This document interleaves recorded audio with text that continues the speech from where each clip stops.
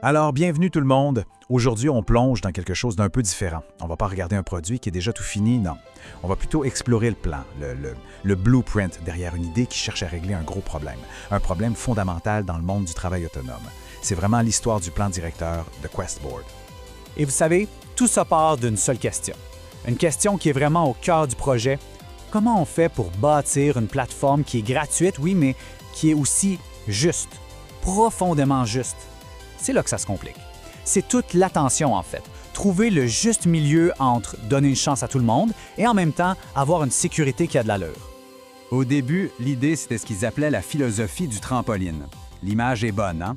L'idée, c'était de servir de tremplin pour la carrière des gens, même si leur succès arrivait en dehors de la plateforme. C'était une belle idée, mais la réalité, c'est autre chose. On s'est vite rendu compte qu'il fallait changer de direction. Pour que le projet soit viable, il fallait pivoter. C'est là qu'est né l'écosystème géré, une toute nouvelle vision où la confiance, c'est pas juste une option, c'est devenu le produit de base. Bon, alors, concrètement, comment ce plan-là s'attaque au défi? On va commencer par le début, par les fondations. Quels sont les principes qui ont été mis en place pour s'assurer que tout soit juste? Et la grosse prise de conscience, le point de départ de tout, c'est ça. La vraie liberté, la liberté qui dure, ça ne peut pas exister sans une base de confiance solide. Et pas une confiance qui arrive par hasard, non. Une confiance qui est construite, qui est ingénierée.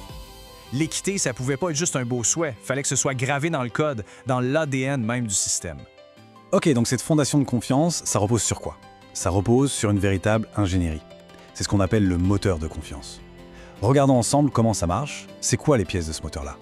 Et ça commence avec la base de la base, la preuve d'humanité. C'est simple. Pour avoir un jeu qui est juste, il faut que tous les joueurs soient réels. Il faut donc s'assurer que chaque utilisateur est une vraie personne unique. C'est un protocole de vérification qui est obligatoire et c'est la première, la plus grosse ligne de défense contre ce qu'on appelle les attaques civiles. Vous savez, quand une seule personne se crée des centaines de faux comptes pour essayer de tricher et de manipuler le système.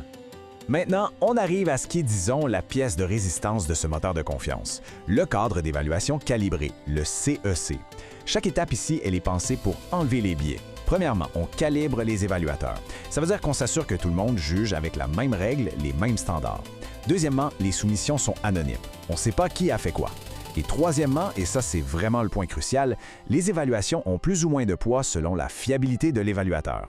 Si quelqu'un a prouvé qu'il est bon pour évaluer, son avis compte plus.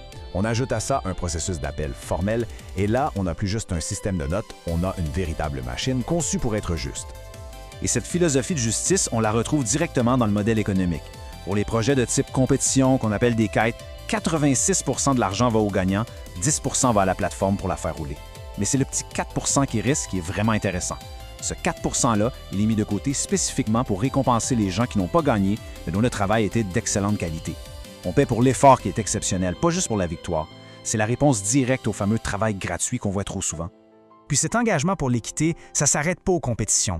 Ça s'applique aussi aux contrats directs. La structure des frais est pensée pour récompenser les relations à long terme. En gros, plus une relation de travail dure avec un client, plus la commission de la plateforme baisse. Ça part de 15 % et ça peut descendre jusqu'à 5 %. C'est un modèle qui, au fond, encourage la loyauté et la confiance à long terme. Mais bon, une plateforme, même si elle est super juste, ça reste une coquille vide sans les gens qui la font vivre. Alors maintenant, on va voir comment le plan a évolué pour construire pas juste une machine, mais un véritable écosystème. Un écosystème vivant. Et l'évolution de ce plan-là est vraiment intéressante à suivre. On voit ça en étapes. Tout commence avec la version 12 qui a mis en place la fondation de confiance, le fameux moteur dont on vient de parler. Ensuite, la version 13 a ajouté QuestNet, qui est comme une couche sociale par-dessus. Et plus tard, la version 16 a amené les Quest Rooms, une couche de collaboration. On voit vraiment le cheminement. On est passé d'un système où on fait juste des transactions à un écosystème complet où les gens interagissent.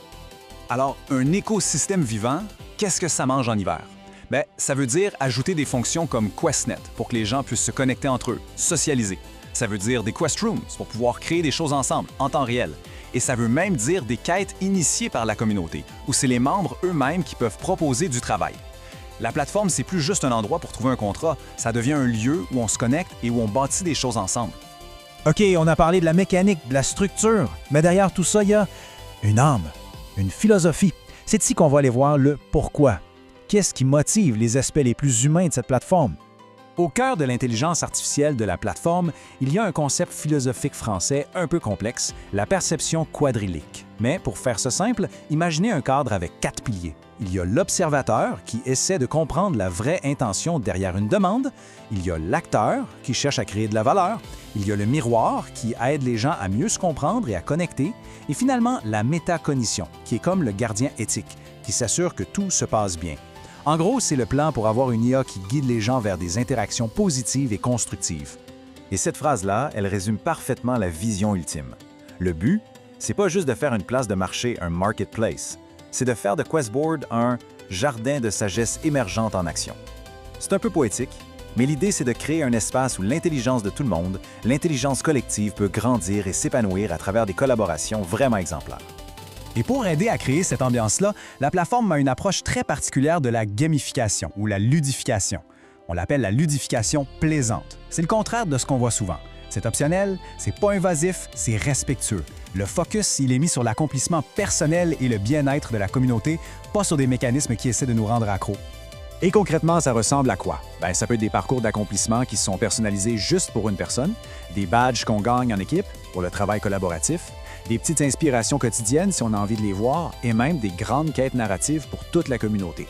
Le but, c'est toujours le même, rendre l'expérience plus le fun et plus engageante, mais sans jamais mettre de pression. Et là, après toute cette planification, toute cette théorie, on arrive à un point tournant. La conclusion est devenue évidente.